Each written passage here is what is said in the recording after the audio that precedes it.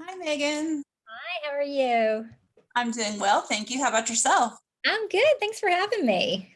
Oh, yeah, we're really excited to have you. I know we had a lot of moms that have a lot of things going on since sports are, you know how it is, Yes. the sports life. So we usually have a lot of moms catching the recording, but we've had a lot of positive reception to the book in the group. So just, daily posts and whatnot. So we're excited to chat. Thank you. Awesome. So is it like is through Zoom everything, or is it broadcast somewhere else? Was it through Facebook or Our primary group is through Facebook, and we do okay, our chats through Zoom, and then we have a YouTube channel that we'll upload to. We keep it spoiler free. okay. So That was my question. Like no spoilers, like okay. if we do spoilers, it's usually at the end of the chat, and we will either stop recording or edit that out for any posting later. So Great. Okay. and so we got to a few more minutes, but we got to chat with Elle earlier this summer, and she was so lovely. She is. She is. And I love her book so much. So I was so excited to Yes. see that you guys got to chat to her. Such a fun book.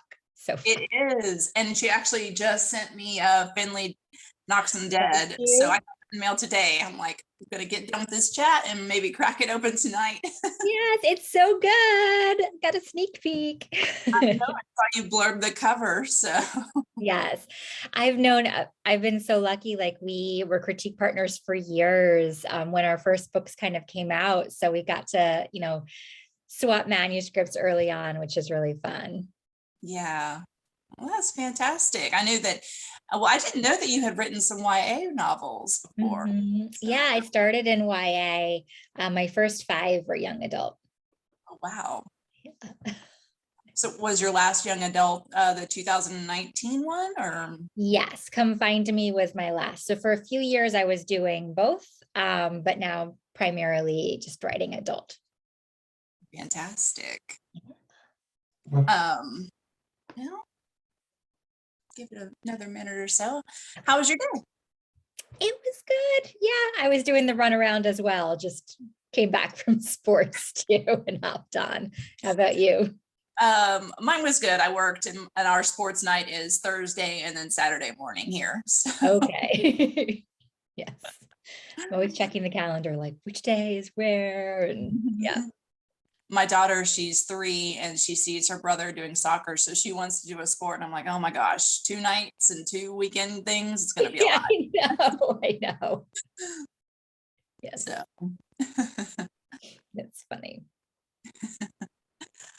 all right, well, let's go ahead and get started. Good evening, everyone. Today, I'm so excited to be speaking with Megan Miranda regarding her latest thriller mystery suspense novel, Such a Quiet Place. Thank you for joining us tonight, Megan. I'm so happy to be here. Thanks so much for having me. Well, I'm going to go ahead and introduce you as Megan Miranda is the New York Times bestselling author of All the Missing Girls, The Perfect Stranger, The Last House Guest, which was a Reese Witherspoon book club pick, and The Girl from Widow Hills. She's also written several books for young adults, including Come Find Me, Fragments of the Lost, and The Safest Lies. She grew up in New Jersey, graduated from MIT, and lives in North Carolina with her husband and 2 children. So thank you again for joining us tonight, Megan. Yes, of course. Very happy to be here. So for those of the moms who haven't read the book but are going to tune into the chat just to get the inside scoop, why don't you just give us your synopsis of Such a Quiet Place? Yeah, so Such a Quiet Place is set in this really idyllic, close-knit neighborhood where everyone believes they know everything about one another. And of course, this isn't true. And about a year and a half earlier, there was a horrible crime in the neighborhood, and 2 of the neighbors were found killed. And the neighbors all worked together to piece together their Ring doorbell footage or their security cameras, and it led to the conviction of one of their neighbors named Ruby. And the book actually begins just as Ruby's conviction is overturned. She comes right back into this neighborhood and right back into this home that she shared with her roommate, Harper. And it just shakes everything up again. Nobody knows why she's there. There's really no good answer, because if she is guilty, then a killer is back in this neighborhood. And if she's truly innocent, then presumably a killer has been there all along. And so that's how it kicks off. Mm-hmm. I loved that you started it, after the conviction, she gets out of prison and she just shows up. She's like, no heads up, no warning, walks right into Harper's home, because it is Harper's home that Ruby was staying with her essentially as a roommate. And she's just like, I'm back. And I was immediately like, okay, is she crazy? Is she there for revenge? Is she there to prove her innocence? So yeah, just tell us a little bit about Ruby. Yeah, so it's interesting because usually I start like the first thing I think of in a book is like the main character and the premise. And the main character is usually my narrator. And this was a different situation because the first character I thought about was Ruby, because I was thinking about, what type of person would choose to come back to this place that convicted her. And everybody, most of these neighbors testified in her trial against her. So what kind of person wants to come back once she's been released, and what is she there for? And I thought, well, okay, this is sort of Ruby's story, but Ruby knows if she's innocent or guilty. So I wanted the narrator to be somebody who didn't know. And so Harper, her roommate, is the narrator. And basically everyone in this neighborhood is asking those same questions. Why is she here? Is she here to prove her innocence? And I think people who want to give her the benefit of the doubt, I think Harper wants to give her that benefit of the doubt that she's not here for nefarious purposes. But there are those questions. Well, why is she here? Is she here for revenge? Is she here to expose somebody else? And those all have dangers. Not only is Ruby a danger, but those are dangers to everyone else in the neighborhood as well. Like, does she know something that she's going to tell everyone? So she's always been that type of character who was, even before everything, she was really willing to shake things up. She was on my earphones in a minute. She was not somebody who I think everybody else in the neighborhood expected her to act a certain way, and she never really cared what people thought. And so she's always been a little bit of somebody who wants to stir things up and see what happens. And now it's sort of like pushed to the extreme, because here she is being released from prison, coming back and being like, let's see what I can stir up now that I'm back. And it's just like the tension is ready to explode as soon as she's back. Mm-hmm. Definitely. And, it was interesting how you made Harper the narrator, because immediately with Ruby's return, I just found her so intriguing. But then when I discovered that, it was Harper's story to tell about Ruby, it seemed, I don't know, it just was an interesting choice to tell the story that way. And I ended up liking it, but Ruby, she had me going. Yeah, I think she is kind of in that dynamic. Harper has always been seen as sort of somebody who's not like Ruby. She wants to decrease the tension in every situation. She doesn't want people not getting along. And so she's put in this position where, her neighbors want her to kick Ruby out, but she's sort of wondering, what do I owe this person? She's trying to see the best in everybody. And, kind of coming to terms with everyone has to come to terms with their role in everything that happened leading up to that conviction. Mm-hmm. As well. So it was kind of, I like really exploring those dynamics and relationships, and especially when it seems there's like an imbalance. Mm-hmm. But they did have different types of strengths. One is more of an external strength, but I think Harper is a very strong character. It's just not in that same kind of loud way that Ruby is. Right. Ruby, she wasn't necessarily a likable character, but she was an intriguing one. And then her friendship with Harper, it was a complex one, which it seems to be something that you carried through a few of your books, complex female friendships. And I always love reading stories about them. They're fun for me to read. So I think you did a great job. Thank you. Yeah, I find it fascinating to kind of explore those nuances. And I think it's really interesting for characters to kind of look back and wonder, like, was this relationship really what I thought it was? And I'm just really drawn to the ways perspectives can change and how relationships can change. And especially when you're inside a thriller and like those have a lot of like, there's a lot riding on what's true and what is not. Definitely. And speaking of perspectives, I mean, it is so interesting how, a person can experience the same event with their friend and you have two completely different interpretations of what that event was. And going back to the trial where Harper thought Ruby said one thing and then everybody else was like, that's not what she said. And I thought that was interesting, but I loved the perspectives that you're talking about. I love that. I think it's really interesting also in like you were saying, any group. I think a lot about like eyewitness accounts, how you can all witness the same thing, but somebody sees a white car and somebody sees this and everyone like what's the thing that sticks out in your mind? And if you're not seeing everything, does your mind sort of create a story? And I think that's what Harper was doing at the trial, where she thought Ruby said, thank you, it has colored her perspective of her relationship with her. And then to hear someone else say, that's not what she said to you, it kind of changes their entire interpretation of their relationship and everything she thought about Ruby to that point. Yeah, definitely. It makes you start to question that and other things as well. So it's kind of like that thread that you just start pulling on and then it just unravels from there. And it's beyond just that comment. But so tell us where the idea for this story came from. Yeah, so I find that ideas sometimes come from several different places, and then suddenly there's like the aha moment where you feel like you have a story. And this was definitely one of those cases. It was kind of two different starting points. The first is I love setting books in small towns. I'm always kind of really intrigued by this dynamic within small towns and the way that, people who think they know everything about one another and how that can be great in some situations and like really not great in other situations. And so I was really interested in like, can I pull those borders even tighter and set a thriller in a neighborhood? And so for a long time, I kept telling people one day I'm going to write my neighborhood book, but I didn't really have the aha story for it.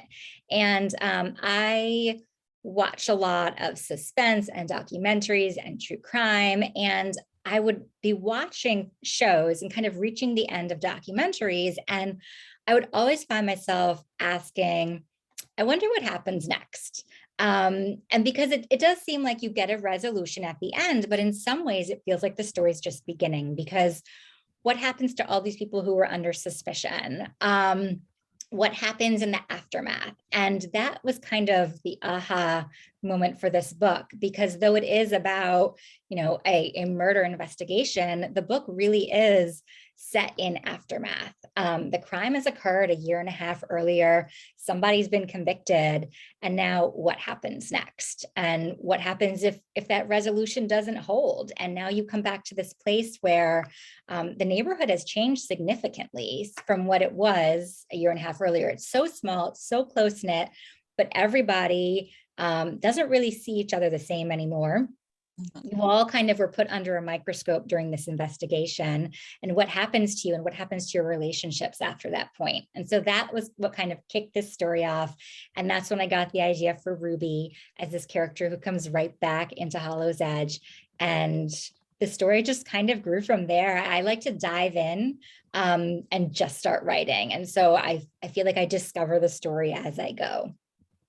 Well, it's funny how you said that the neighborhood has changed a lot. It has changed a lot, but on the same token, it hasn't, because no one has been able to sell their home because of the death that occurred in the neighborhood. No one wants to A, buy that house, and then B, buy the other houses associated or nearby that home where a crime occurred. So the property values are in the dumpster. And it's like everybody, this was a place that, I think there was a lot of people wanted to live there.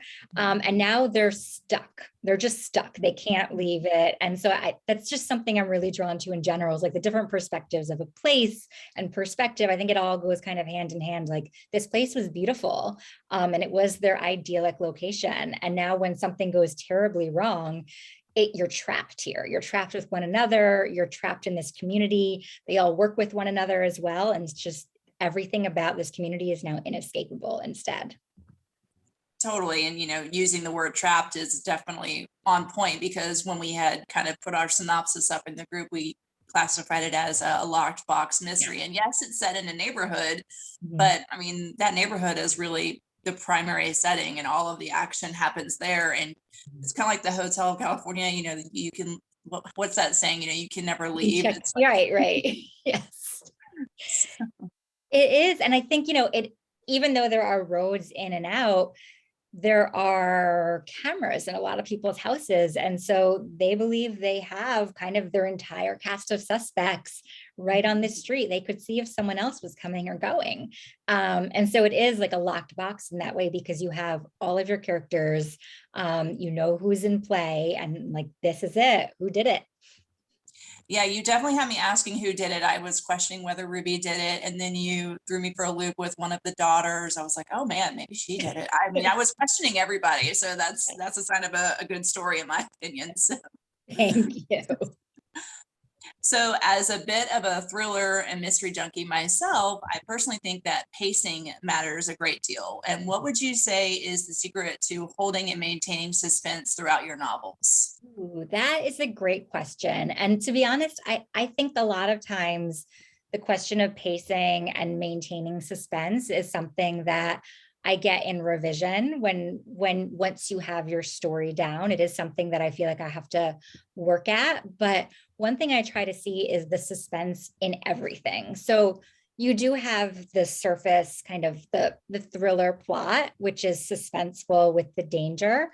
But I think that you can really pull on tension and suspense in like every aspect of storytelling. So I feel like there's tension between characters. There's tension even within the narrator herself, as she's questioning her role in things, she's questioning her interpretation of events, whether she can trust her perspective.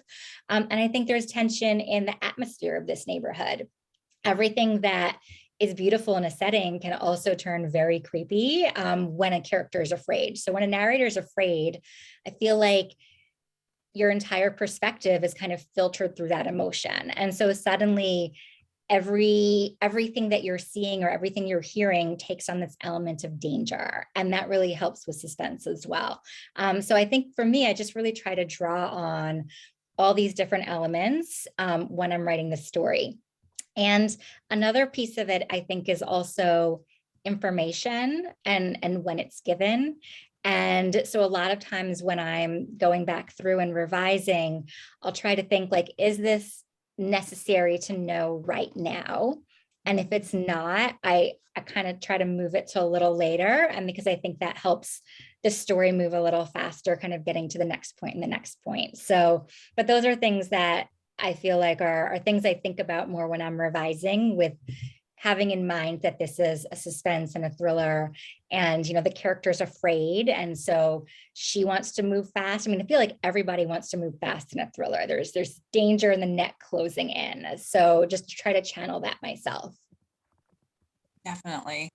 So when you do your first draft, I know you had said you kind of ratchet up the suspense and revisions. What percentage of the book do you think is the final version was in the first draft? How much revising goes into this? So that's a great question, because it changes every time. So for Such a Quiet Place, my first draft was probably the closest I've gotten to a final draft of all of the books that I've written. So there was some revising, but it was mostly making sure every character was necessary, but there wasn't much plot change. The Last House Guest, which came out a few years ago, I rewrote from scratch 4 or 5 times before the finished version. So, I mean, I'm not sure how much of it actually made it in from the first version. I feel like the setting stayed the same, but it was really, I kept rewriting it to figure out the right way to tell the story. The right structure for it, making sure I had the right narrator for it. So it really depends. And I wish when I started a book, I would know, okay, first draft means I'm halfway there because I know that, most of it's going to stay, and I'll have to do this type of work in the next draft. And 12 books in, I can never really know that up front until I write it, unfortunately. So we're always curious about a writer's process, and tell us a little bit how you wrote Such a Quiet Place. Do you write it linearly, like, chapter 1 all the way through the end? Do you focus on certain plot points? Did you always know that this is where it was going to end up? Yeah, I usually write linearly, not always. If I'm stuck somewhere, I will free myself up to go somewhere else and write something I do know. This book I did write fairly linearly. I had no idea where the story was going when I started. And I like not knowing. I've never known the resolution of a book when I start. And I feel like that helps me because I write first person point of view, and my main character doesn't know. And so I like to channel that uncertainty that, Harper's looking around saying, it could be anyone. It could be Ruby. It could be anyone on this entire street. And I think that adds to the tension that she's not sure. And so a lot of my first draft process is me discovering what these relationships are like, discovering who the people are like. And I wish I could see a book all up front, but I really can't. I usually will see turning points. And I feel like, so when I started and I got about maybe 30 pages in, there's something that happens around the halfway mark of this book. And I knew that. So I knew where I was going at that point. And I think it was when I got closer there, I could kind of see, I know where this book is going at the end. And everything was kind of clicking. It kind of made sense to me in my head, this was going to be the outcome. And so I do a lot of revising as I go because of that, because I'm discovering things as I go. So even though I'm writing linearly, I do go back and make changes. So my first draft, when I do turn it in, it's maybe not just like a first draft. I mean, I've reworked the first half of the book quite a bit once I figure out what's going on. But I like to start with character. And I feel like the more you get to know the character and the more you get to know the relationships, that kind of determines where the story is going, because you understand the choices they would make, and why they do certain things, and what different people's motives are. So writing it I enjoy that process of discovery myself. One of my favorite things when I'm reading a book is to try and piece together the mystery. And that's kind of my favorite thing when I'm writing it too, is you're discovering the pieces as you go, trying to put it into a shape and then kind of rework it. So I get that. With the process for this book, did you do any research for this book? Given that it was set in a community and. Yeah. So I didn't have to do a research trip for this book. Like I wrote it, I came up with the idea before pandemic and the start of lockdown, but I wrote the most of it during those first few months, like March through the summer. And I felt that as I was writing it, I was home and those borders were pulling tighter and tighter, in my own world. And that kind of resonated as a theme in this book. So the research I did on this, I have, lucky to have friends and family who work in law enforcement and as lawyers. And so I ask a lot of questions and I was like, it's for a book, I promise. So that was the type of research involved mostly for this book. I didn't do a research trip. I have for other books. I usually try to go to the type of setting where it is. And I find that it helps me to kind of write in that environment and to kind of channel that setting, even if the town is totally made up. So when I wrote The Last House Guest, I went to Maine. I take trips to the mountains when I'm writing books that are kind of set there. But this one, I was home, and most of the research I did was really just talking through kind of logistical, procedural questions. I'm familiar with those, as I am a lawyer and my husband is a cop. So people always call us Law and Order, and we are always getting questions about everything. And we're like, are you calling for friend stuff or like legal questions? Yes. I get that. Yes. So Hollow's Edge, it kind of, the setting, it almost felt like its own character. I loved the map in the book. I loved the lake. I loved the trip, going from one house and how they could have evaded the cameras. So just talk to us a little bit about the setting of Hollow's Edge. Yeah, so I wanted it to be this very small neighborhood set on the edge of a lake. I love setting books near the woods or the water. I just feel like there's so much atmosphere that you can play with there. And I think it's also like aspirational that I would like to live in mountains or water somewhere. So I love setting books there, and I did both in this book. It's a neighborhood, but it's kind of right on the cusp of a lake, and you cross the street and you're in the woods. And so I love that idea that it's, this area of suburbia that's cut out, but you can cross the street and suddenly you're in nature right there. And on the other side of the lake is the college. And one of the things that I was thinking about when I was writing this group of characters was I thought it'd be interesting to have characters not only who live together, but also work together. And so they really are seeing all these different sides of each other. So these characters all have different positions. Most of them have different positions at the college. And so rumors from one can follow them to the other. And the people at work know things about each other because they see each other next door. So it's this idea that they really couldn't get away from one another. But it is like it's kind of this little semicircle street where this crime has occurred.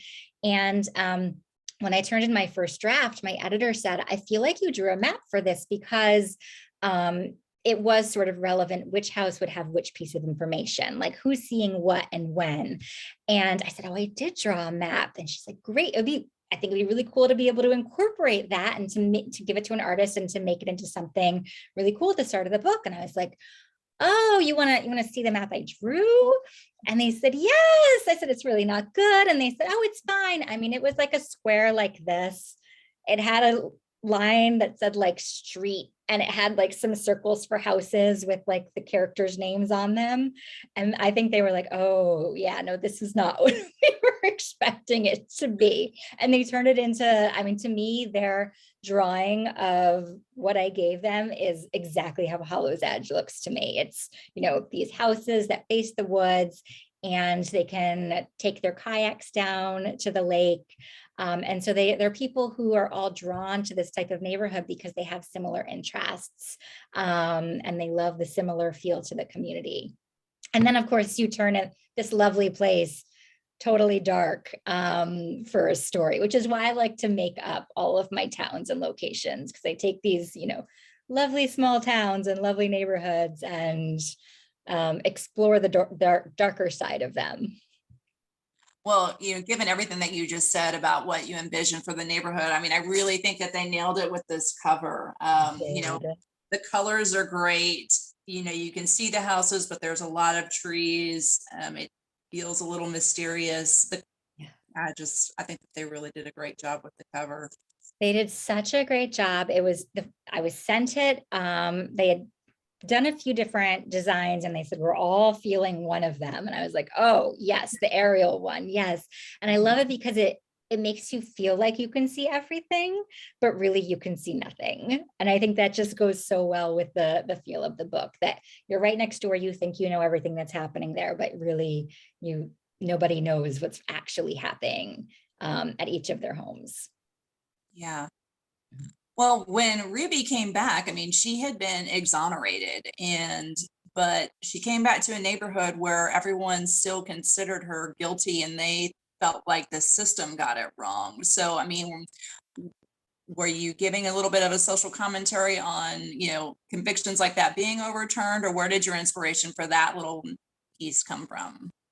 Yeah, I was really thinking about the idea of your perspective of things. And so this group of people believes that they have solved this crime. And what does it take to kind of overcome that feeling once you have it in your mind that someone's guilty? So it was something I was thinking about, like if you see this one piece of evidence and in your mind, you're like, that's it, this person did it. And they all kind of believed that, and they all worked together to put this story of what happened that night.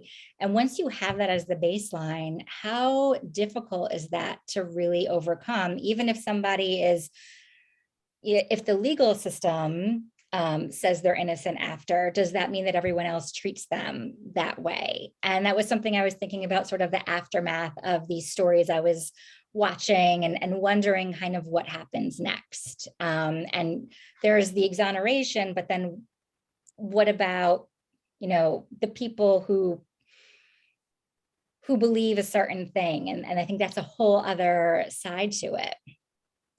Agreed. I mean, I think that the way you presented it in my mind is probably how it would actually go down. It wasn't pure fiction, though. I'm sure that that's happened in neighborhoods across the United States where exonerations have occurred, and then that person came back home and everyone just gave him the side eye, him or her the side eye. So that tension was there, and you did a really great job of maintaining it throughout the book. So kudos on that. Thank you very much. Another part of the book that I liked was using the community message board to say things that they probably wouldn't have said to their face. And it was kind of a way that they communicated with each other to the exclusion of Ruby. So Right. just, where did the idea for the messages boards come up from? And then what was your purpose in using them? Yeah, this was usually, I feel like I come up with things like this when I'm further in the book. I've had another book where they had transcripts, and it was something I thought of like 50 pages in. And this, it was like from the get-go. I knew it was going to be kicked off with a message board. Kind of like what you were saying, I feel like it's a way that people say things that they wouldn't see face to face. And even though Harper is the narrator and she's the main character, in a way, I felt this entire neighborhood is sort of the main character, because they all had a role. They all are kind of the people who believe that Ruby is guilty. And so I wanted them to have a voice. And so that is the message board in a way. But the thing about the message board is you can kind of see things that are coming, and you can see different levels of their personality that maybe aren't so apparent face to face. And when I wanted to include this, I don't think this is something unique to a neighborhood message board, but just the different ways that people communicate face to face versus behind a computer screen. And that's something I was interested in showing, that they have conversations face to face. And then there's like this whole passive aggressive layer at the start of each day on their message board. And you see the things they're talking about where some of them are trying to kind of ignore that this is even happening and move on. So you have one post where it's like, 4th of July party, who's bringing what, sign up. And then right below it, there's like okay, sign up for the neighborhood watch so we can keep an eye on things. And how those two different sides to their lives just kind of move side by side. So it was actually kind of fun to think about like how characters were going to display their personalities, and some of them try to use humor to deflect, and some of them kind of come in and shut things down immediately. And then the other thing is that the message board was something that was really relevant to what had happened in the past. They were all sharing their information about what had happened the night of the crime. And so it was almost a piece of evidence. And now it's something completely different because they've all been through this. So they're very careful about what they say and how they say it. And as soon as someone says something that seems like it's, something that could come back to haunt them, somebody else will kind of come and be like, delete this. Time to get rid of the evidence. Mm-hmm. Going back to the suspects and everybody thinking they had some evidence, my notes, the neighbors and their collective groupthink herd mentality involvement in the conviction of Ruby, I'm sure was interesting to a ton of readers, given how prevalent security cameras and systems are these days, and their use in the criminal justice system also. And I gotta say, reading this particular story, it was kind of scary in that it represented a spiraling out of a control scenario where your neighbors have become your judge and jury. Like, without all of those things, I don't think the case would have proceeded as it did. And that was, like I said, that was scary to think about. I was actually, I was thinking about, as I was writing this, how different it is to do an investigation like this than even maybe 10 years ago, where suddenly so many people have, doorbell cameras or security footage. And how does that change? Like, if you hear there's a crime on your street, like is your first instinct to be like, let me see what's on, and I think that was kind of this whole neighborhood was like, well, let me see what I can find. And they took it upon themselves to believe that they could put together this picture. And it was scary to think about, like, what little piece, when you're walking down a street, like you're just walking down a street, but you're being caught on someone's camera that places you in a certain place. And I had never really thought about this until I was writing this story and the different ways people can interpret things. You're right, it is kind of scary to think about. Yeah, one of the sections that I had highlighted, it was, I've thought about that now, about how much of ourselves we leave behind in every interaction, how every place we've been, everything we say can be used to craft a story. And, like we were talking about, those video cameras and the testimony and the eyewitness accounts crafted a certain story, whether it was right or wrong. I mean, right. 12 people believed it enough to convict her in the first place. So yeah, it is. And I think it's hard to overcome that first story as well, especially as it kind of gains momentum. And I think that's also why so much of this neighborhood has grown quiet in a way afterwards, where they're very aware of how one thing can turn into something much bigger. And so there's a lot of secrets kept in this neighborhood, where they think they're just little things that maybe they're, not relevant, and they don't want to give them over, and what can kind of grow in like the absence there. mhm. I love a good unreliable narrator story. Like, those are my jam. I just love them. And in Hollow's Edge, we have a full cast of unreliable narrators and the neighbors themselves. It felt like everyone had something to hide, whether it was big or small. There was something that they didn't want their neighbors to know about. So what are your thoughts on unreliable narrators in stories in general, and in this one specifically?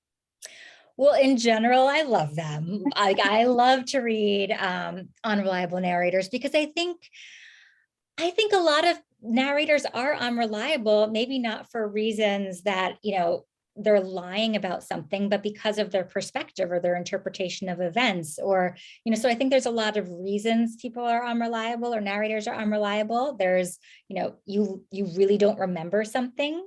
Or, I think about how you're told a certain story so many times that you start to believe it yourself. And this was a while ago, I had read something really interesting about how, your memory of something is sort of, you're remembering the last time you thought about it. Like it's, so you wonder how much, like, what changes, or what do you remember like immediately after, a year later, 10 years later. And I think for me, the things that really linger are sort of the emotions that are tied to an event. But I think there's so many different ways that characters can be unreliable, and not all of them are on purpose. And so I think it's really interesting to kind of play with that. And then I think so much of psychological suspense, or in choosing a narrator, is not only who's the narrator and why, but why are they telling you the story a certain way? And I think a narrator is choosing to tell a story a certain way to make themselves come off a certain way. And so that does lead to unreliability in itself. You don't want to narrate your story and make yourself the bad guy, maybe. So you're not giving every piece of information. So I think I'm just fascinated by it as a reader and as a writer, the different ways that narrators can choose to tell a story, and why, and what their goal is. Oh, yes, I think you nailed that.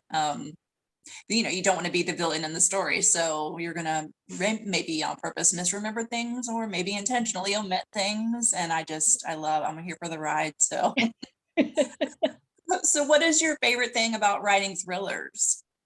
Oh, so many things. I mean, I'm a huge mystery and thriller reader growing up. Like, I love that idea of trying to solve the mystery, and not only the mystery on the surface, but like the mysteries inside people. And I think that's what fascinates me about writing them as well. I feel like you're always kind of creating and solving a puzzle the mystery on the surface and then like what's going on inside this person. And I have a lot of fun trying to, like I said in the first draft, figure out your puzzle pieces, what they are and where your story is going. And those moments when you surprise yourself are really kind of exciting moments too. And you're like, aha, that's what happened. I know who did it. But I think thrillers are just so great for exploring characters, because I think there's no luxury of time in these thrillers. So I love chatting with book clubs and readers in general. And, we are always saying, well, this is what I would have done in this situation. But these characters are not given the luxury of like thinking things out. And so I think it's really revealing, like, what does this person do in a split second decision? And how does that change if it's involving their child or their best friend, someone they love or someone they don't, like how do their moral lines start to shift? So I think there's just so much to dig into in these stories, in addition to like the pacey plot. Yeah. Well, the way you said that, people having their opinions on what they would have done in the situation. I'm like, if Ruby showed up on my doorstep, I'm like, no, I changed the locks. Your key doesn't work. Your stuff is not here. Goodbye. But I think that you did a good job of explaining, rationalizing Harper's decision to let her stay there. So, I mean, yes, well, I'm like, I would have done it differently. Right. I can appreciate the decision that Harper made. So. Right. Yeah. She could lock her out on the second day, but I think Harper was just, if she showed up at a different house, that might have been what happened. But Harper was not the character who was going to do that, and suddenly finds herself. I don't think Harper was ever the character who you would think would be like, I'm going to solve a murder, guys. Like, let's go do this. But she's put in a situation where she's really the only one who can, and she has to, because this person has basically taken over her life. Mm-hmm. She needs to know whether she's really living with a killer or not. So. Yes. Well, one of the questions we always like to ask the authors that come and visit with us, and you yourself are a mom. So what advice would you give to any of the moms in our group who are thinking about writing a book? I feel like the advice I always give seems so simple, but I think it's the most important is like just to read a lot and write a lot. Like, I feel like everyone has their own unique perspective and their own unique interests. And that's what really sets all of our stories apart. And I feel like the more you write, the more you kind of discover what your unique perspective is.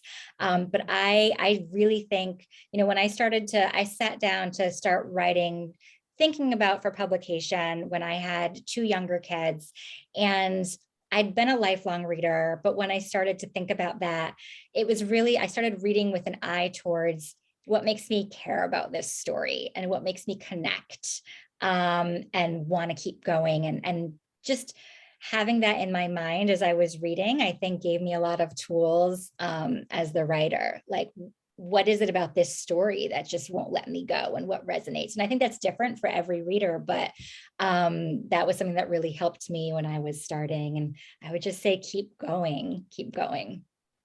That sounds like great advice. Thank you so much. So can you share with us where you are at in your next project? Have you completed it? And if so, can you share any, maybe the subject or any tidbits, or is it still? Yes, I actually just turned in my revision for it earlier this week. So I can't share too much just yet, but it will be coming soon. It should be out next summer. I will say that it is set in a small town again. Spoiler, no surprise there. In the North Carolina mountains. And it's a town that has become notoriously famous for a string of visitors who've gone missing over the last 25 years. And it is narrated by the manager of the inn that is right on like a trail that leads towards the Appalachians. So it was really fun to write. I'm excited.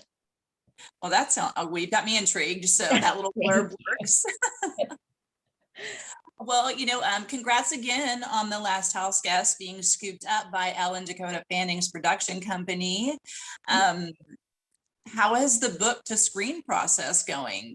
Are you involved? Are you excited? Just give us a little bit. I'm super excited. Yes.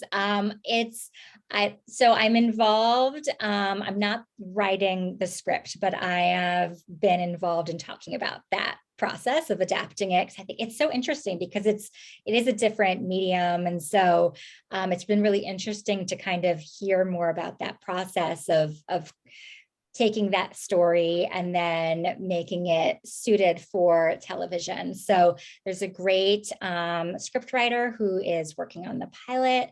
So I have my fingers crossed, but I'm just really excited. Well, fantastic. We cannot wait to tune in and watch it on whatever platform it starts to air. Well, so last but not least, we always like to ask the authors that come and chat with us, what are you currently reading or recommending? Please feel free to share with us what's going on.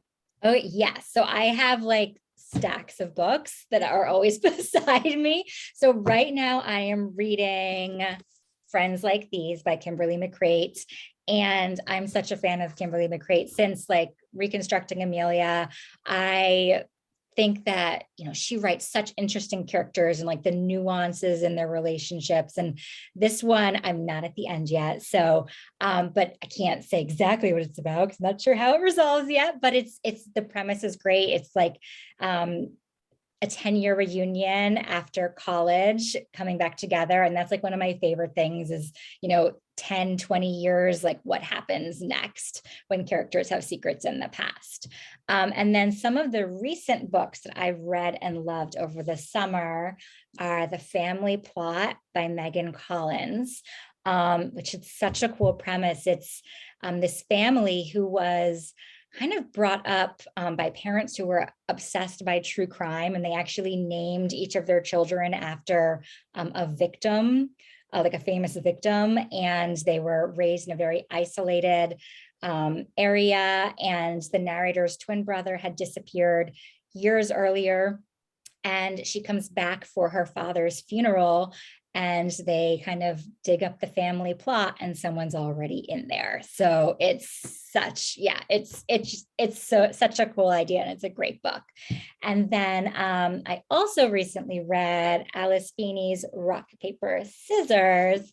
And this, like, I read so much suspense that like when a book surprises me, like I'm just like, oh. And so this was, one of those jaw dropping. I flew through it. It's very atmospheric and fast paced. It's set like in a snowstorm in Scotland on like an anniversary trip. And I don't want to say too much more because it blew my mind.